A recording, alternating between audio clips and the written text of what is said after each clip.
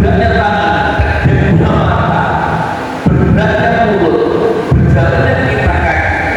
Terus mau kemana kita? Di dalam ayat ini, di dalam ayat ini, itu jelas di situ bahwasanya Tuhanlah yang menggerakkan, gitu ya. Tuhanlah yang menggerakkan.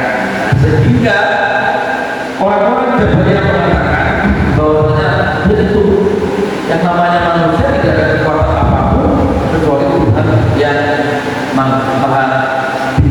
Nah, dari sini ketika kemudian Allah menciptakan surga dan neraka, kemudian di dalam konteks Jabariyah, kemudian Allah menciptakan kebaikan, Allah menciptakan keburukan. Untuk apa Allah menciptakan surga dan neraka kalau kemudian kebaikan dan keburukan tidak diciptakan? Gitu. Berarti artinya manusia tidak ada kekuatan apapun untuk melakukan kebaikan maupun keburukan. Dari sini bahwasanya ketika manusia tidak akan sampai atau manusia tidak akan sampai di sana. Ya, karena apa? Di lain ayat selain Jabariyah ada juga ayat tentang dari aliran Qadariyah, ya. Ayat aliran Qadariyah. Ayat dari aliran Qadariyah jelas ya, bahwasanya dia mengatakan aliran Qadariyah ini bahwasanya tidak ada kekuatan Tuhan apapun kecuali manusia yang punya kuasa. Artinya mau berbuat baik, mau berbuat buruk itu urusan manusia, bukan urusan Tuhan. Ayatnya ada.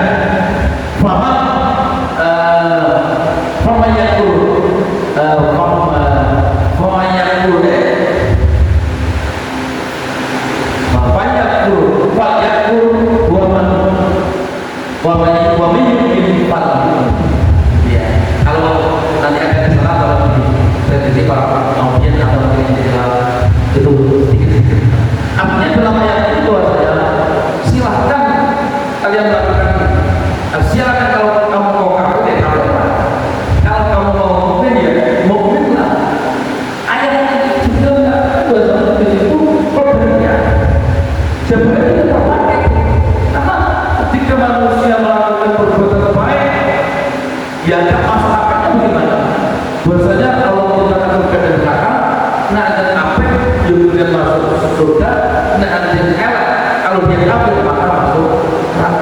Di ayat ini Allah mengatakan kalau kamu ingin kafir ya kafirlah, kalau ingin mukmin ya mukminlah.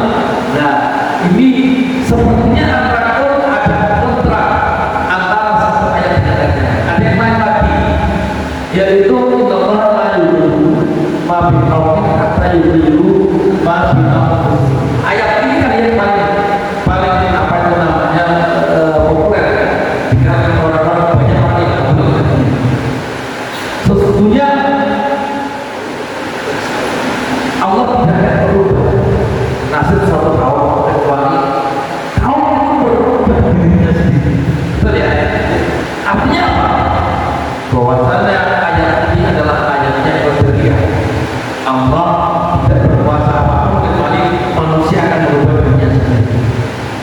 Apakah kontraproduktif antara ayat Jabariyah dengan Qadariyah? Sepertinya kontraproduktif.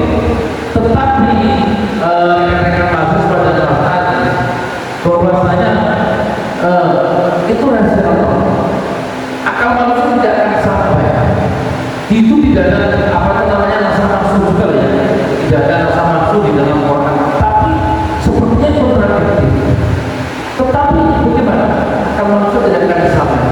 Tetapi di dalam kenyataannya saat manusia kayak ini, orang-orang masyarakat itu malah menggunakan aliran Jabariyah.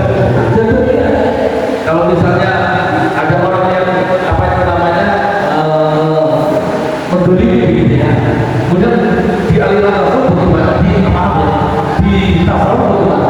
Kalau kamu didolimi orang jangan membalas karena hakikatnya yang mendolimi kamu itu adalah mereka ketika dia mendolimi kamu itu digerakkan oleh Allah, digerakkan oleh Allah untuk mendolimi kamu.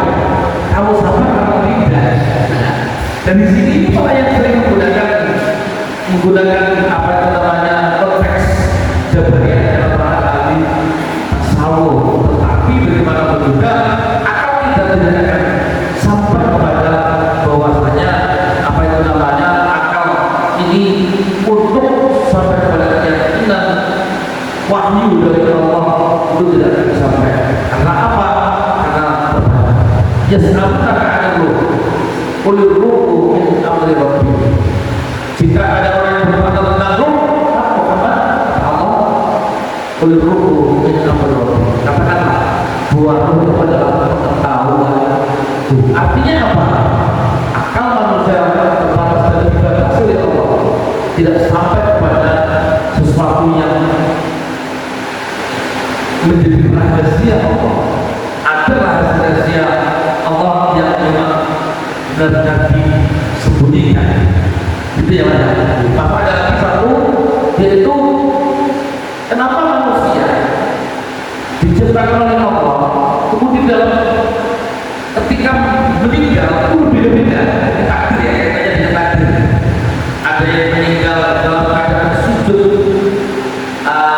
kepada Allah, misalnya sujud, kemudian Allah mencabut nyawanya.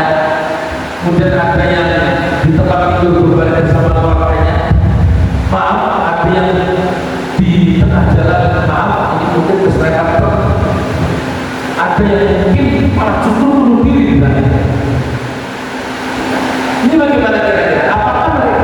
Apakah kita semakin lama kalau kita menggunakan akal kita, kalau akal kita dewa-dewakan, maka semakin lama akan membuka Tuhan. Ya Tuhan, kenapa aku matikan seperti ini? Maka mungkin nanti di akhir bisa jadi protes. Ya Allah, mematikan aku dalam keadaan seperti ini. Dia dimatikan dalam keadaan bersumpah fatimah. Tuhan, dan ini Allah tidak diperbolehkan. Ini adalah batas kedudukan. Bahwasanya manusia tidak diperkenankan, tidak diperbolehkan untuk mendewakan akal. Karena akal jelas sangat terbatas.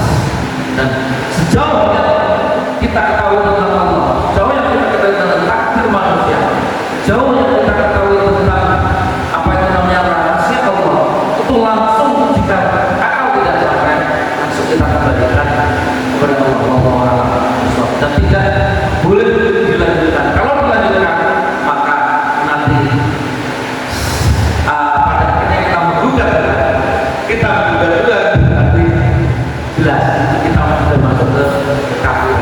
Itu Mas Razia. Terima kasih Bapak. Ya, baik teman-teman yang ada di streaming maupun di audiens di fokus ya. Bapak, mungkin banyak teman-teman mahasiswa yang bertanya-tanya, apakah iman itu hanya soal keyakinan di hati, ataukah akal juga berperan dalam membangun dan memperkuat iman kita? Bisa Bapak jelaskan bagaimana akal bisa berperan untuk memperkuat tauhid? Oke, pertanyaannya bagus sekali.